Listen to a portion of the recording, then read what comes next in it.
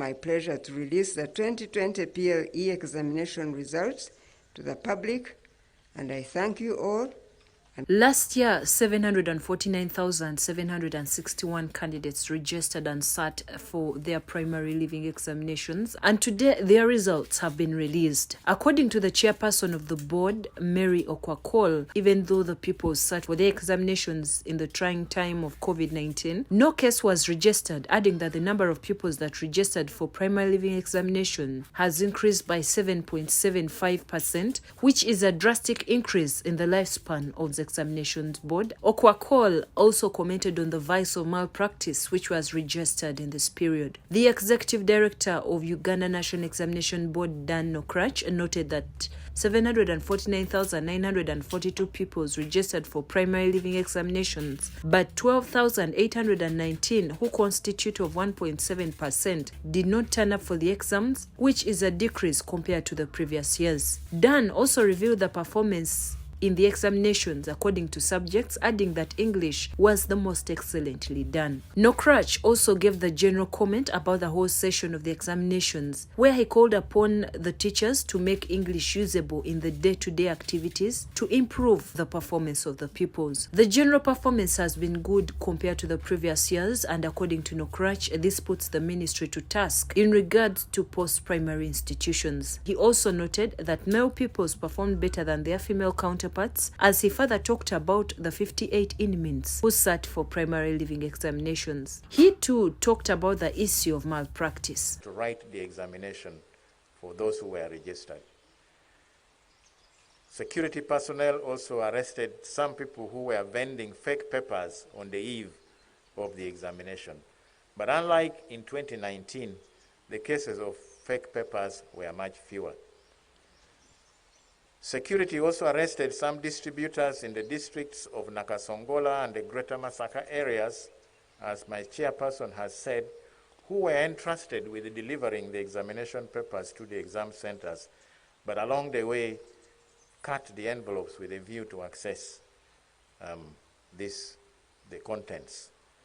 These will be prosecuted in accordance with the UNEB Act, and those who are teachers will also be subjected to the Teachers' Code of Conduct. There are examinations which have been withheld, and they are basically from the Rwenzori region. The board will withhold results of these candidates, 2,220, pending completion of investigations. The largest number of withheld results are from the districts in the Rwenzori region, especially in the districts of Bunibujo and Kasese. Schools whose results are withheld will be notified through their district inspectors of schools. And all those whose results have been withheld, as usual, will be accorded a fair hearing by the board's Examination Security Committee, and after the hearings are concluded, the board will publish in the media the list of schools and the districts from which results will have been cancelled. The State Minister for Primary Education, Dr. Joyce Kaduchu, appreciated the work done by the different stakeholders in regard to the primary leaving examinations and urged schools to follow the standard operating procedures as they celebrate their success. I would like to appeal once again to all school administrators and children against violating the COVID-19 pandemic SOPs by staging celebrations. Excitements and celebrations can easily expose our children to COVID-19 deadly infection. With your permission, Mama, if possible, let there be no celebration at all costs at all. The First Lady started by thanking God for the grace he has given to this country and the pupils, as she appreciated the work done by different stakeholders. It is a day to thank God, as my colleagues have said before me.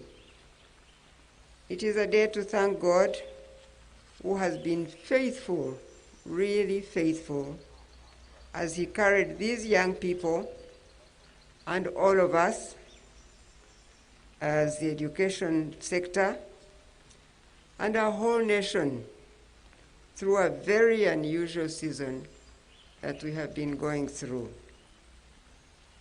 A time when the hope of many had waned with the fear that the candidates would forego the year 2020. She also enlightened on what it means to persevere. What you're witnessing today as an achievement by your peers is evidence of perseverance. These circumstances in which the 2020 PLE were set are not something any government around the world or parent or learner could have predicted and prepared for. But each person who had a stake and role to play in this cycle of PLE put in what they knew best to do within their means, and they did it. Perseverance only comes when one has the hope that what they are focused on to achieve is possible in spite of the circumstances around them. She further urged the local authorities to do something for pupils who do not turn up for the examinations. Of these absentee candidates to each local government and let the education officers follow up to establish what happened to these learners. It is important not just to the Ministry of Education as a sector, it is important for the government, it is important for the country to know what happens to children like these. This phenomenon of absentee candidates should remind us of the critical role parents and guardians play in continuity of learning of their children. Parents are there to provide basic needs for their children, counsel, encourage, and inspire them to reach what they hope for in life.